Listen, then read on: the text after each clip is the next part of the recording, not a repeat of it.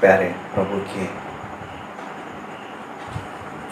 जन और प्रभु के अनुयायी और मसीह के नाम पर चलने वाले और मसीह पे विश्वास करने वाले और परमेश्वर यीशु मसीह को अपना मुक्तिदाता मानने वाले के लिए आज का ये वचन हम देखेंगे कि बाइबल में ऐसा लिखा है कि मत्ती रचित सुसमाचार 5वां अध्याय उसका 17वां पद में हम पढ़ते हैं।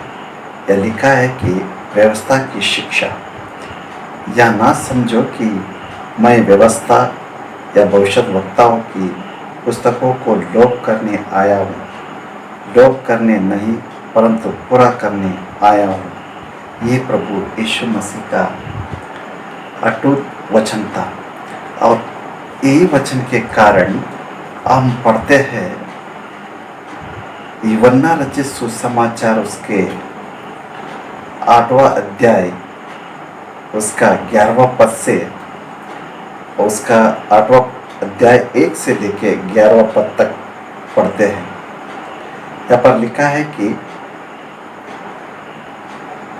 जब शास्त्री और फरीसी एक स्त्री को लाए जो व्यभिचार में पकड़ी गई थी और उसको बीच में खड़ा करके यीशु से कहा, ए गुरु, यह स्त्री व्यभिचार करते पकड़ी गई है।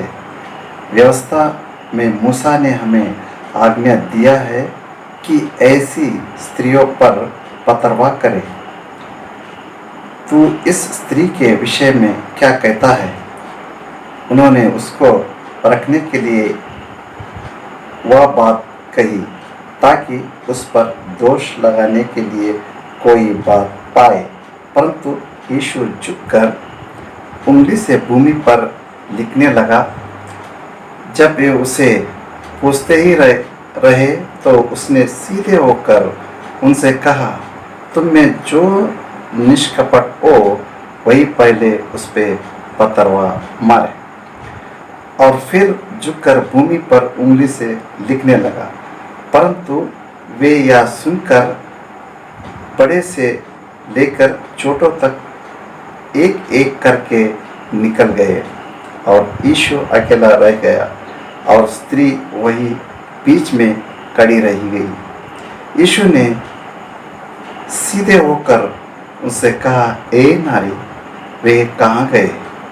क्या किसी ने तुझ पर दंड की आज्ञा ना दी? उसने कहा, ए प्रभु, किसी ने नहीं। यीशु ने कहा, मैं भी तुझ पर दंड की आज्ञा नहीं देता। जा और फिर पाप ना करना। प्यारे मित्रों, ये एक वचन है। इस वचन के आधार पे हम ये देखते हैं कि व्यवस्था विवरण में हम पाते हैं कि मूसा नबी के द्वारा लिखी गई व्यवस्था जिस दिन यीशु मसीह जब प्रचार करने लगे तब शास्त्रियों और फरीसियों और सदूकियों यीशु मसीह को तरह तरह का प्रश्न करके उसे झूठा ठहराने की साबित करने में तत्पर थे। परंतु उनकी योजना यीशु मसीह जानते थे। इसी कारण एक व्यभिचारिणी स्त्री को पकड़कर यीशु मसीह के सामने लाए थे, ताकि यीशु ने कहा था कि अभी हमने एक वचन पढ़ा जो मत्ती रचित सुसमाचार 5वां अध्याय और 17वां में, वह उसने उद्घोषित किया था कि यह ना समझो कि मैं व्यवस्था या भविष्यद्वक्ताओं की पुस्तकों को लोप करने आया हूँ। लोप करने नहीं परंतु पूरा करने आया हूँ। ये बातें वे अच्छी तरह से जानते थे कि यीशु मसीह एक तरफ कहते हैं कि व्यवस्था का पालन करने आया हूँ। व्यवस्था ये कहती है कि अगर यदि कोई व्यवस्था के विरुद्ध कोई पाप करे उसे पथरवाह कर उसे भूमि से निकाल दिया जाता था, यानी मौत का दंड दिया जाता था, मरण दंड जिसे हम कहते हैं। ये फरीसियों की वाद था और हम पाते हैं कि ये अधिकार शास्त्रीय और पुर्नियों को क्यों मिला था ये अधिकार?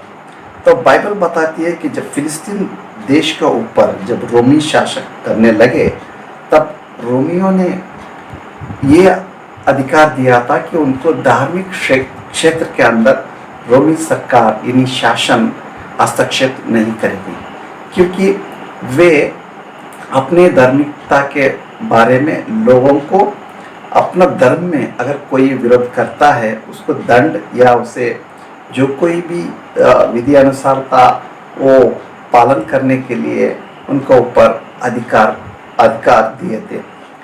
जब ये फरीसी लोग और शास्त्री लोग जो पुण्य लोग होते थे, ये धर्मशास्त्र यानी मूसा नबी जो दिया था उस शास्त्र का माहिर पंडित थे। वे लोगों को उसके बारे में बताते थे और उसके अनुसार चलना भी कहते थे, परंतु वे खुद नहीं चलते थे। इसी कारण यीशु मसीह को और वो पुण्य लोगों को, जो फरीसी लोग थे, जो धार्मिक पंथ के जो लोग थे, अक्सर वाद विवाद हुआ करता था। और यीशु मसीह को इस पृथ्वी पर कोई भी उसको अगर यीशु मसीह को ज़्यादा से ज़्यादा दुख दिया है तो वो है ये धार्मिक अगुवे। और इसी कारण धार्मिक अगुवे ने एक व्यभिचारिणी स्त्री को पकड़कर यीशु मसीह के पास लाए थे, क्योंकि यीशु मसीह ये बात वाकई कहे थे कि मैं व्यवस्था का निराधार करने नहीं आया हूँ, उसका पालन करने आया हूँ।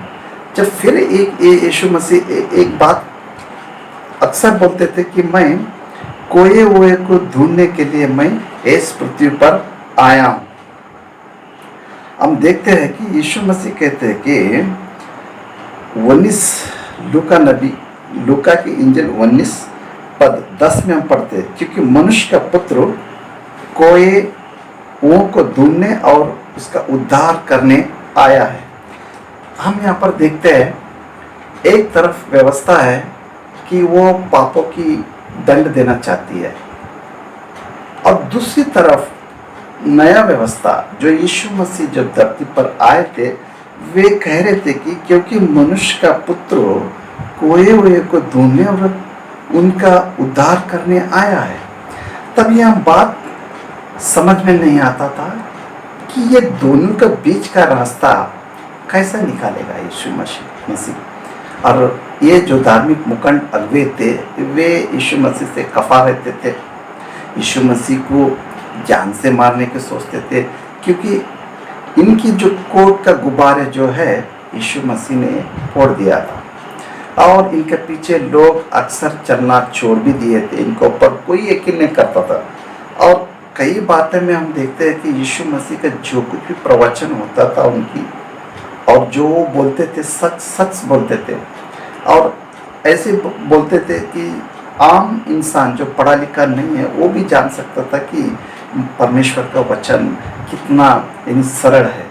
जो हम देखते हैं कि जब ये धार्मिक अगुवे होते थे, वे आज्ञा के ऊपर आज्ञा बड़ा चढ़ाकर उसके ऊपर लाद देते थे लोगों के ऊपर, और इस बोझ के तले वे लोग दब जाते थे। अक्सर ऐसा होता था कि परमेश्वर का डर बिठाते बिठाते वे अपने डर बिठाना शुरू कर दिए थे जो लोगों के ऊपर।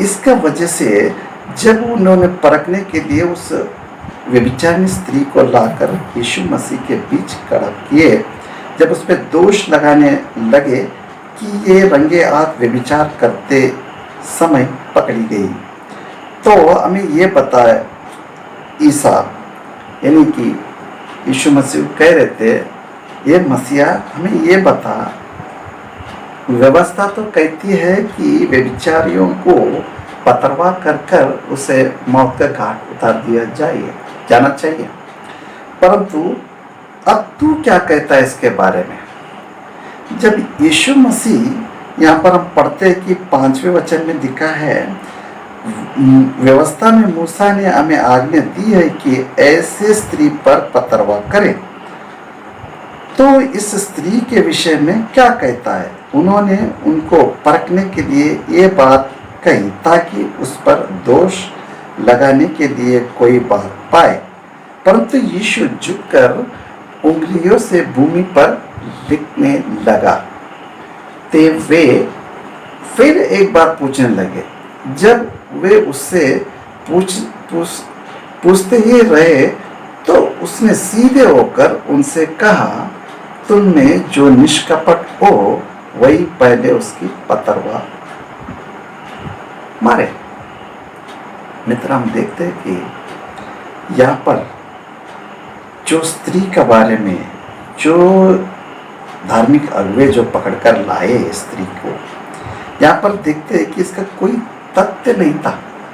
जब व्यभिचार जो होता है, एक व्यक्ति से नहीं होता है व्यभिचार। उस व्यभिचार में या तो 2 होनी चाहिए या तो 3 होनी चाहिए, मगर अकेला व्यभिचार माना नहीं जाता। हो भी सकता है अगर वो व्यक्ति उसके व्यभिचार करते करते वो भाग गया हो अंधेरे का, यानी कि अंधेरे में उसको कोई मौका मिल गया, वो भाग गया, अगर वो नहीं भी मिला। मगर आजकल के कानून में हम पाते हैं कि तथ्य के आधार पर होता है। परमेश्वर है, वो अंधेरा में भी उजाले में जैसा दिखता है उनको दिखता है। परमेश्वर से कोई पापी बच नहीं सकता, परंतु न्याय करने का अधिकार सिर्फ यीशु मसीह को ही था। ये प्रूव करने के लिए यीशु मसीह धरती पर आए थे। जब अगवे पूछने लगे, जब ये विचार में पकड़ी गई, तो अब तो मूसा ने हमको ये ऑर्डर दिया है कि उसको हम पतरवा करें। तो वो सोचने लगे, अब तो इस स्त्री का तो बचना नामुमकिन है, क्योंकि ये तो पकड़ी गई है, ये तो मारा जाएंगे। एक तीर से 2 निशान, यानी एक तीर से 2 निशान का काम कैसा करे? तो यीशु को भी लपेट में ले ले। यीशु के बारे में तो वो बड़ी ताक में रहते, दिन और रात उसका एक ही सोच था कि यीशु को कैसा यहाँ से भगाया जाए, यीशु को कैसा यहाँ से यानी कि इस भूमि से निकाला जाए। क्योंकि हर दिन यीशु मसीह उनके बीच में, सारी इज़राइल में, सारी फिलिस्तीन में, आसपास के देशों में यीशु मसीह का कद बढ़ने लगा। सच्चाई के नाते लोग उनको चाहते थे, लोग उनसे मोहब्बत करने लगे, उनके बातें सुनने लगे और परमेश्वर के नज़दीक आने लगे लोग कि वाकई ये सच्चा प्रॉफिट्स है, यानी कि ये एक भविष्यवक्ता है, ये मानने लगे लोग। परंतु ये लोगों को रास नहीं आया और ये रात और दिन यीशु मसीह के पीछे लगे रहे। और ये मौका मिला तो अपना भी कुछ हो जाएगा भला सोचे। जब देखते हैं कि यीशु मसीह के गले में फंदा डालने की कोशिश की और वो फंदा उनके लिए भारी पड़ा। ऐसा कैसा हो गया? हम देखते हैं कि यीशु मसीह यहाँ पर उनको ये बात समझाने लगे, जो या ये कहते हैं कि तुम में जो निष्पाप हो वही पहले उस पर पथरवा मारे। अब व्यवस्था तो उनको ये स्वतंत्र तो नहीं देती कि तुम निष्पाप है, आप सभी पापी है, आपको बलिदान चढ़ना पड़ेगा, आपको होम बलि करना पड़ेगा, अन्न बलि करना पड़ेगा, 10 आज्ञा का पालन करना पड़ेगा। तो वे जानते थे कि हम तो निष्पाप तो नहीं है, हम तो पापी है, हमारा पूर्वज पापी था, हम तो आदम से आए, आदम का तो शाप से हम मरते हैं। ये पाप का बोझ की वजह से आज रोमियो के हत्थे चढ़ गए। हमारा देश या हमारा सारी हमारी जो देश दिया गया था, जो अब्राहम का वजह से उसको प्रतिज्ञा किया था परमेश्वर ने, मैं तुझे अपनी तेरे यानी कि संतानों को मैं ऐसे एक देश दूंगा जहाँ पर शांति शांति होगा। तो वो देश आज हम देखते हैं कि यीशु मसीह के टाइम में पाप से भरा हुआ था, अंधकार में जीवन बिताते थे, इतना पाप बढ़ गया था कि वो पाप का कारण थे वो अगुवे थे, जो धर्म के ठेकेदार थे। वे लोगों को परमेश्वर की महिमा करने का बजाय वे खुद की महिमा करने लगे।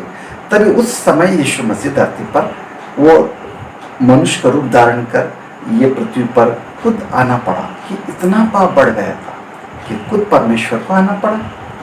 देखिए आखिरकार धर्म का क्या हुआ था?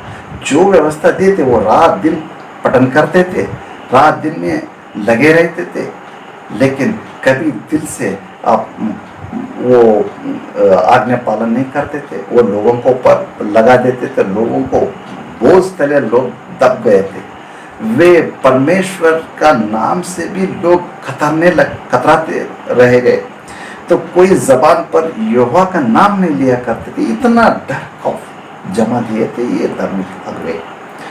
जब हम देखते हैं कि जब यीशु ने इन बातों में जो निष्कपट वो पहला पतवा करे, यहाँ पर इसमें ये जो शब्द के अंदर निष्कपट का शब्द में कई अर्थ का बाण उसके ऊपर यीशु ने निशाना लगाया था। वो अगुवे के सामने, वो अगुवे के सामने ये बाण रखा, जो वे दिन सोचते थे हम जो धर्मी लोग हैं, धर्म का ठेकेदार है, खुदा हमको दिया है, हम यहाँ के संपूर्ण अधिकार हमारा है, वही सोचते थे।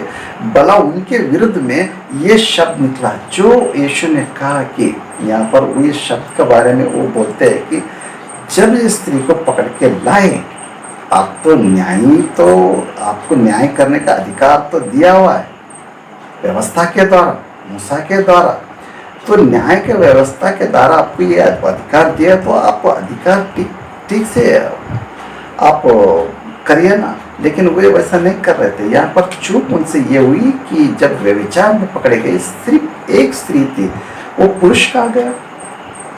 हो सकता है वो पुरुष इनके अगुवे में से कोई बेटा या पोता या भाई या कोई उनका एक ऑफिसर होगा जो भागने में इन लोगों ने उसको छोड़ दिया, ताकि जब हमारा ही कोई अगर अगुआ पकड़ा गया इनके साथ तो हमारा तो नाक कट जाएगी। तो हम देखते हैं कि ये सारा जो खेल रचे थे, इस खेल में यहाँ पर सच्चाई का कोई आधार नहीं था इनके बारे में। अगर हो सकता है वो विचार करी, वो तो न्यायी है।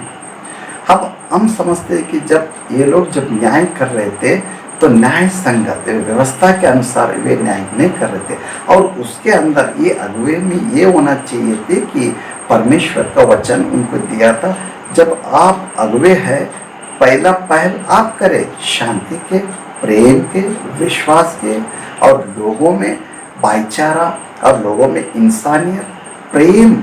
परमेश्वर व्यवस्था दिया था, लेकिन वो प्रेम का वजह से ही दिया था। लेकिन ये क्या कर रहे थे, यहाँ पर हम देखते हैं कि ये सब अपने ऊपर भी वो लागू होता है, वो कानून खुद वो अगुवे के ऊपर भी लागू था, मगर वो उससे अनजान थे। क्यों अनजान थे? उनके पास अहंकार था, उनके पास जिसको चाहे उसको ब्लेम लगा के हटाना चाहते थे सच्चाई के रास्ते से। तो ये काम करते करते कईयों को मौत के घाट उतारे थे। लेकिन यीशु मसीह को भी वही औजार इस्तेमाल करने की कोशिश की, वो औजार इनके लिए उल्टा पड़ गया, वेपन्स इनके लिए उल्टा पड़ गया, भारी पड़ गया। हम देखते हैं कि जब यीशु ने ये कहने लगे जो निष्कपट है वो पहला पेके, जो और एक वचन हम देखते हैं कि लूका रचित सुसमाचार में हमने एक पढ़कर देखते हैं कि लूका रचित सुसमाचार उसके 7वां अध्याय 39 से लेके 37, ये बड़ा लंबा होता है। ये काम करते हैं, इसको छोड़ देते हैं, आपकी वक्त की कमी कारण ये इसको हम यहाँ से निकाल देंगे। लेकिन दूसरा वचन लेते कि देखिए परमेश्वर का वचन कहती है कि लूका की इंजिल, लूका की सुसमाचार 5वें अध्याय 24वां वचन में, परंतु इसलिए कि तुम जानो कि मनुष्य के पुत्र को पृथ्वी पर पाप क्षमा करने का भी अधिकार है। यीशु मसीह से समझा चुके थे कि मैं इस धरती पर एक मिशन पर आया हूँ, मैं ऊपर से पूरी कायनात के साथ आया हूँ। जो मेरे को दिया पिता ने, उसका जो उसने मेरे को सौंपा उस काम को करे दिल से मैं उसको लागू करने के लिए आया हूँ। वो बार बार कह रहे थे कि मनुष्य का पुत्र को ये भी अधिकार है पापियों को ढूंढ कर उसका उद्धार करना और पापों को क्षमा करना। मगर ये अगुवे नहीं चाहते थे कि क्योंकि ये अगर यीशु करता रहा इस तरह से तो हमारा तो दुकान बंद हो जाएगी, हमारे को कोई पूछने वाला नहीं रहेगा। और मनुष्य का अक्सर होता है कि मनुष्य महिमा पाने के चाहती होते हैं, मनुष्य का गुण। जैसा शैतान भी ऐसा ही किया था, वैसा ही अगुवे भी कर रहे थे कि यीशु ने इनका बारे में कहा था। यूहन्ना रचित सुसमाचार में हम पढ़ते हैं कि तो कहने लगे, ये शास्त्रियों पुरनियों, तुम्हारा पिता तो आदि से झूठा और हत्यारा था, उसका नाम शैतान था, उसी के काम के लगे हुए हैं आप, तो उसके औलाद है आप। वो तो चैलेंज से बोल रहा था जीसस। आप समझिए, इतनी इतनी तेज तर्रार वाद विवाद होता था शैतान और यीशु मसीह को। ये लगातार वो लोगों के बीच में हो रहा था, और लोग जान रहे थे सच्चाई कहाँ पर है।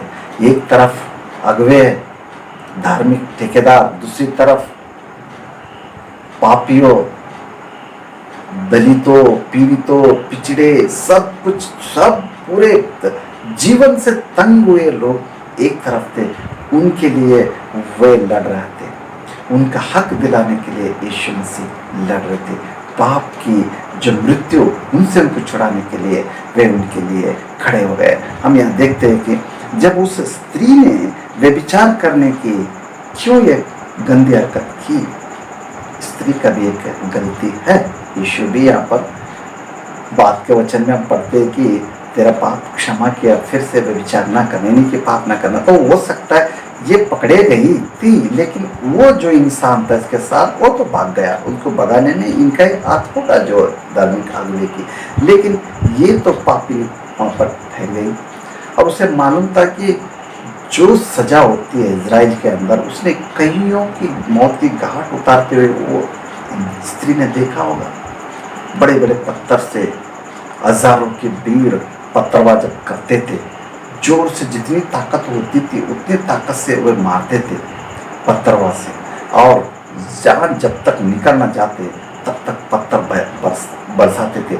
कभी कभी ऐसा इतिहास में हम पढ़ते हैं कि उनके लिए जब पत्थरबाज करते थे, जब उनकी लाश भी नहीं दिखती उतनी पत्थर वो उनके बॉडी के ऊपर वो दब कर रह जाता था। यानी कि आज हम गड्ढे खोद कर जब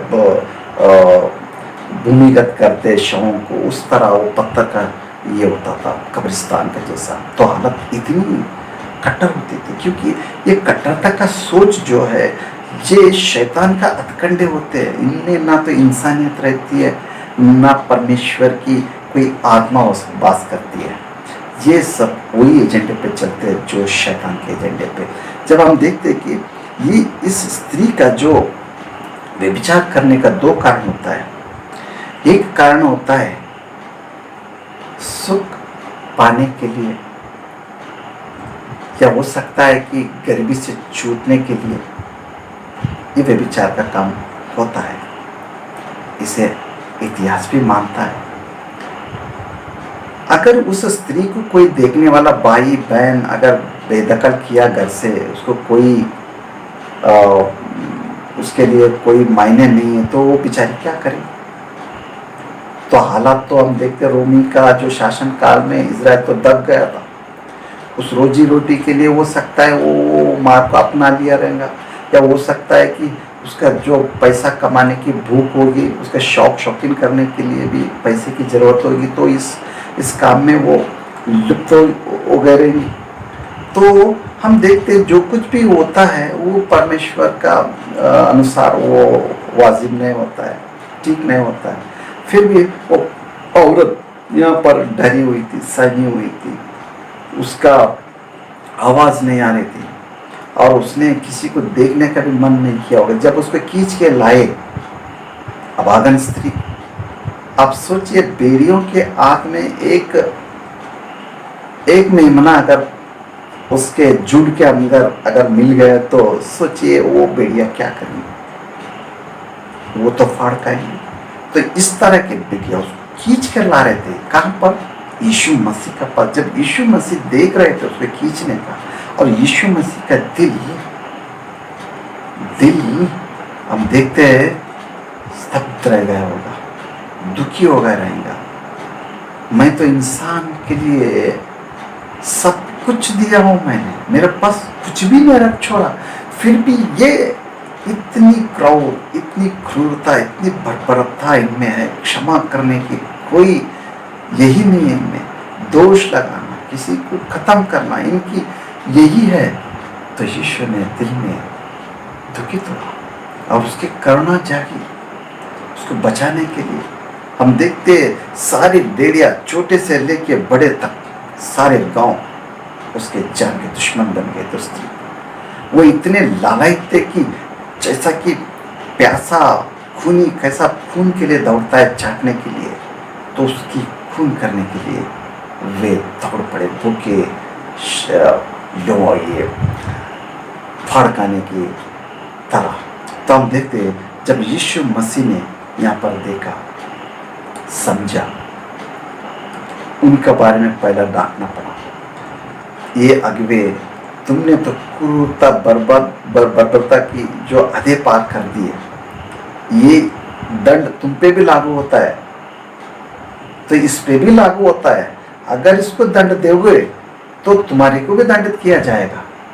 तो बता निष्पाप कौन है वो पत्थरवाह करे, वो चैलेंज कर रहे थे जीसस क्राइस्ट। जब हम देखते हैं तो वह क्या है, परंतु जब हम देखते हैं कि फिर झुककर भूमि पर उंगली से लिखने लगा। जीसस क्राइस्ट यीशु मसीह इस भूमि पर जब क्या लिख रहे थे, क्या लिख रहे थे किसी को पता नहीं। वचन में कहता है वह फिर भूमि पर कुछ लिख रहे थे। सीधे होकर उनसे पूछने लगे, तुम में पूछते रहे, तो उसने सीधे होकर उनसे कहा, तुम में से जो निष्पाप हो वही पहले उस पर पत्थर मारे। और फिर झुककर भूमि पर उंगली से लिखने लगे। परंतु वे यह सुनकर बड़ों से लेकर छोटे तक एक एक करके निकल गए और यीशु अकेला रह गया। तो इस वचन को हम देखने के लिए हम देखते हैं कि ये भूमि पर क्या लिख रहे थे जीसस क्राइस्ट। जब यिर्मयाह की पत्री यानी कि यिर्मयाह की किताब प्रॉफिट्स यिर्मयाह की 17वां अध्याय 13वां पद में हम ये वचन पढ़ते, ए यहोवा, ए इस्राएल के आधार, जिसने तुझे छोड़ देते हैं वे सब लज्जित होंगे। जो तुझसे भटक जाते हैं उनके नाम भूमि पर लिखे जाएंगे, क्योंकि उन्होंने बहते जल के सोते यहोवा को त्याग दिया है। मित्रों,